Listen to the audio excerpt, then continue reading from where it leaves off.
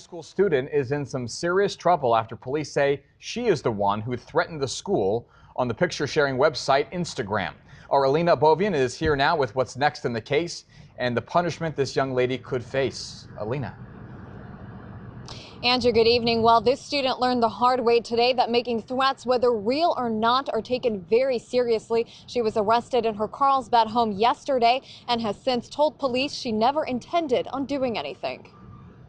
After a day and a half of no school, Carlsbad High is back in session, all following an anonymous online threat on Instagram. Says, I'm going to shoot up Carlsbad High School today at 11:30 or tomorrow at 10:20 if all else fails. See you soon. What did you think when you saw that?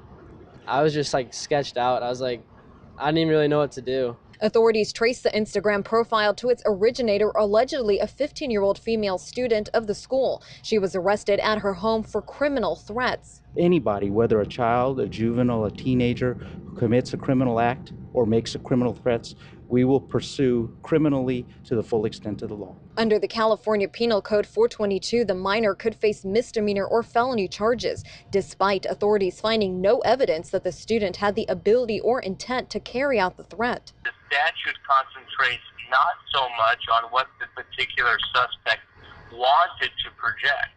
Instead, the statute concentrates on what the recipient or the listener actually felt. In this case, officials felt the need to place 2,600 students on lockdown and cancel school, sending shockwaves through the community. It ruined, this entire community for a couple of days. So, for her not to be conscious of consequences of her actions is really sad. Her whole life's kind of ruined right now. She has a lot of stuff she has to deal with, so I think she'll learn the lesson. But did she? And will other students learn from her? Last November, a 17-year-old boy was arrested for making threats against Torrey Pines High School. And in October, a student at Southwestern College caused a quarantine on campus after she made false claims she had Ebola.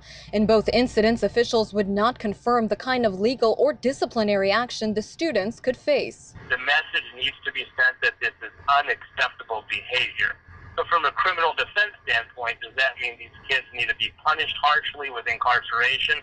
I think absolutely not.